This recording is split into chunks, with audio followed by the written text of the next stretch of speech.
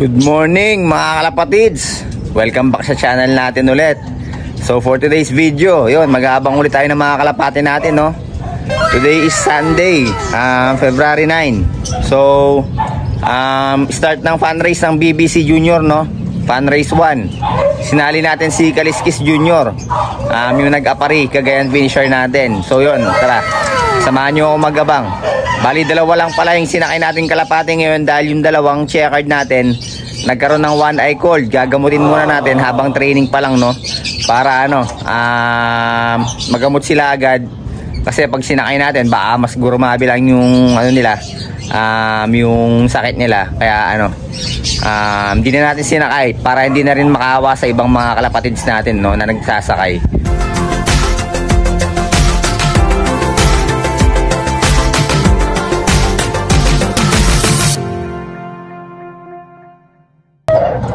So yun mga kalapatids, no, na-release pala yung kalapati natin kaninang umaga, 6:40 AM sa Urdaneta, Pangasinan, no.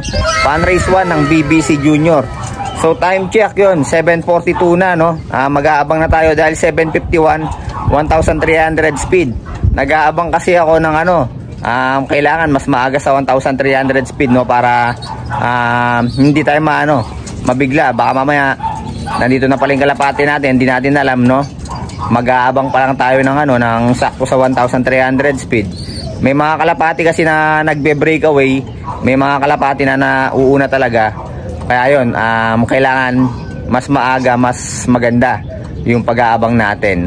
So yun, tara mga kalapatid, samahan nyo mag-abang sa mga kalapati natin, no. Bali, dalawang sinakay natin, si Kaliskis Junior at saka yung natin, yung black natin na anak ng nang nag-apari Cagayan finisher din natin, no. Ay hindi pala apari Cagayan finisher. Bali, sinakay natin ng Santa Ana Cagayan pero di nakauwi, no, dun sa Pare Club. Bali, vegan lang yun, vegan finisher lang yun. So weather forecast natin mga kalapatid, sa yan, kung makikita nyo, medyo makulimlim yung panahon natin ngayon. Yan, wala rin si haring araw, no, talagang makulimlim yung panahon, pero hindi naman pangit, maliwanag naman yung panahon, no, maliwanag naman. Hindi naman ganoon ka ayun, maliwanag dun banda, pero banda dito sa atin makulimlim. Pero okay naman yung panahon, no. Mas maganda yung panahon pag ganyan, mas mabilis makakawi yung mga kalapati natin. So time check natin, eto 7:44 AM na. So yun mga kalapatids, mag-aabang din pala tayo, no, ng South ngayon. Release nung young bird natin, no, si Pogi. Hindi pa sila nare-release eh. Time check 7:47, di pa rin nare-release yung mga kalapati natin. Bali, ang release nila sa Pasakaw, Camarines Sur, no. Sana makauwi yung young bird natin, no. Third lap derby ng BBC SDR. Mamaya mag-aabang din tayo doon. Mamaya tanghali na sigurado yung uwian ng mga kalapati natin doon. Ayun mga kalapatid, so ang dami nang dumadaan. Ayun, no, pataas. Baka malayo pa yung uuwian ng mga yun. Ayan pa mga kalapatid, so dami pang dumadaan, no. Wala pa rin yung kalapati natin. Dami ko na nakitang dumadaan. Kahit dito may mga dumadaan dito, dito pa konti-konti, pa isa-isa. Dito pag grupo-grupo yung dumadaan dito banda. Si Kaliskis Junior wala pa. Eto pa mga kalapatid, so ayan, no, daming dumadaan. Baka na grupo-grupo sila, no. Walang bumabaklas, wala tayong kalapate sa mga dumadaan. Nagtambay yung kalapate ng isang kalapatids doon, no. Ayun, no, pinipituhan niya, hindi niya mapababa. Kanina ko pa yung nakikita eh. Dumating yan, tapos paikot-ikot. Ngayon, diyan siya dumapo sa kuryente. Yan, kung maririnig nyo, no, kung maririnig nyo sa background, pinipituhan ng may-ari. Ayaw na, ayaw bumaba. Nasa kuryente lang yung kalapate niya, yari tayo dyan. Nagtambay yung kalapate nung kalapatids natin. Yun, sana bumaba agad yung kalapate niya. Yun, sumibat pa, yari. Eto, ang dami na naman dumadaan, no. Wala pa rin tayong kalapate.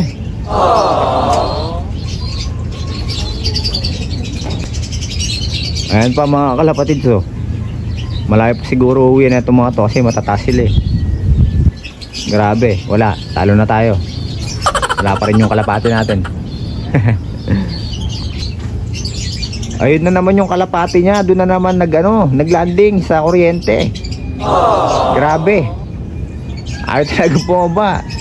Narinig ko dito yung yung amo niya, pito ng pito. Wala, bad trip na siguro yung neto, may-ari neto.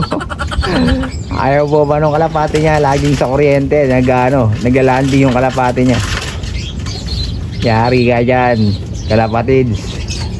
A few moments later. Eto na yung kalapati natin. Alam ko na pag ganyan yung lipad siya na yan. Si Kaliskis Junior. Maglanding ka lang agad, bata. Yari tayo pag nagano ka pa.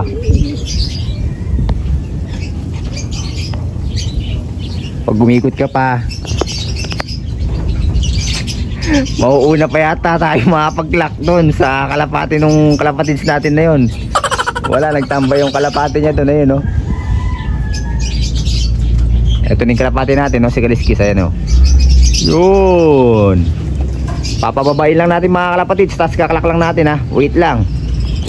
Yun mga kalapatids, ito si Kaliskis Junior.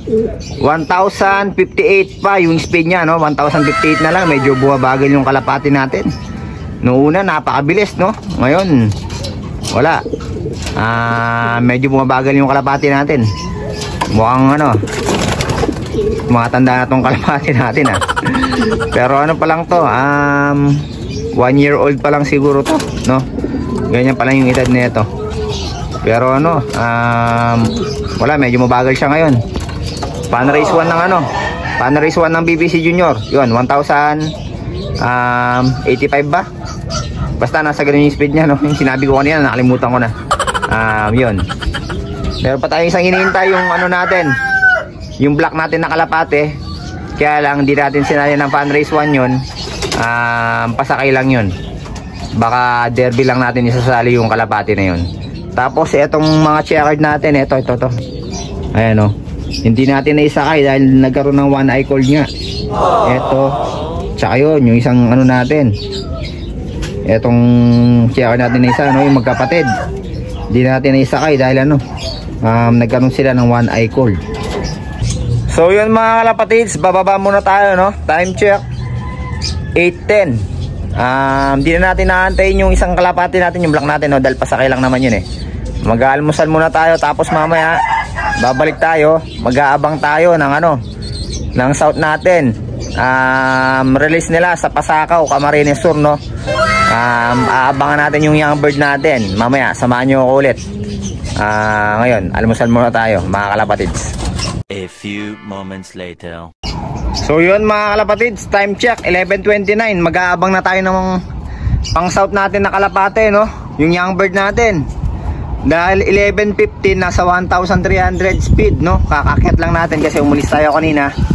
Yun, ngayon mag-aabang na tayo. Wala pa yung kalapati natin. Sinak natin yung loop natin, wala pa. Sana makauwi na maaga naman yung kalapati natin, no? Sana makachamba tayo kahit papaano. Kahit ngayon lang.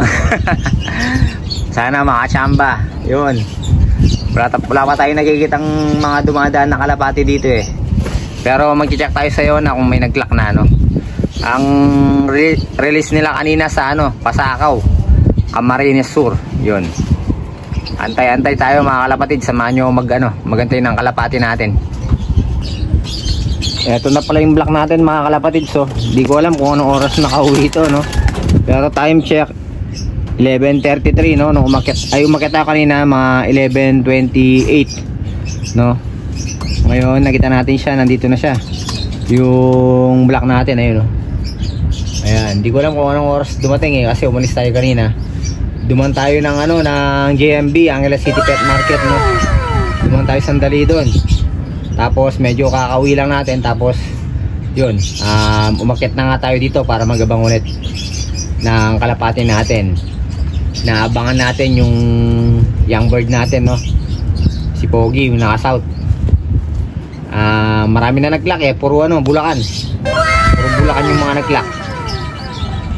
Sana yun, kasabay na ng na yun, ng grupo na yun yung kalapati natin para makauwi naman kaagad yung kalapati natin. A few moments later.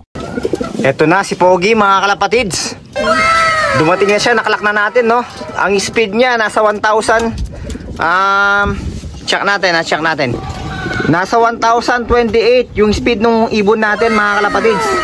Dumating siya kaninang 12.90 yata or 20. Kakatapos lang natin mag-lock sa kanya. Fresh po from Camarines Sur no. Pasakaw tong natin. Ibon natin. So sana yun makarecover kagad yung kalapati natin. Bagsak yung kanang pakpak nyo. Stress talaga yung ibon natin. Tapos yung buntot nya, napakaraming dumi ng kalapati no. Siguro basa yung yung sa truck.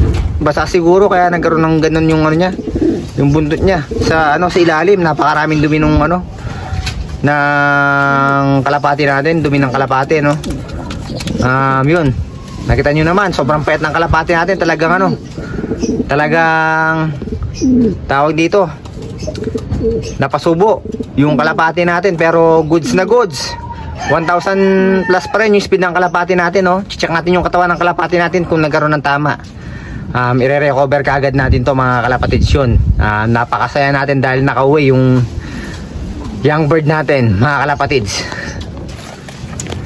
Yun mga kalapatids no, chinak natin yung katawan ng ibon natin. Wala naman siyang tama, pero mukhang stress yung ibon natin no. Kailangan talaga ma-recover kaagad yung ibon natin. Tignan nyo yung ipot niya yung dumi niya, yan basa. Kailangan maka-recover kaagad tong ibon natin. I-recover kaagad natin to. So yun, napaagad ng balita. At least hindi nakatop yung kalapati natin. Nasa 1,000 plus speed pa rin siya. Tapos wala siyang tama. Yun ang pinaka-importante doon mga kalapatids no. May isasakay pa tayo next lap no. Nag-iisa lang kasi ito. Nag-iisang dinerby natin ng south. Tapos pala tinayaan natin siya ng 5 laps kanina no. Ay nung Friday tinayaan natin siya ng 5 laps. So yun mga kalapatids, tuwang-tuwa tayo dahil kahit third lap pa lang nakapagpauwi na tayo ng Camarines Sur no. Yun, malaking achievement na yun para sa amin dahil first time namin sumali ng South Derby Race. So yun mga kalapatids, hanggang dito na lang yung vlog natin para ngayong araw na to. Maraming salamat sa sumubaybay at sumamang nagabang sa akin no, sa pag-aabang dito sa kalapati natin. Maraming salamat mga kaibon mga kalapatids. Ingat and God bless po sa inyong lahat. At good luck sa lahat ng mga kalapatids natin dyan na nagsakay sa BBC. Sana may pauwian din kayo no. Eto, napakagaling ng ibon natin. Maraming salamat mga kaibon mga kalapatids.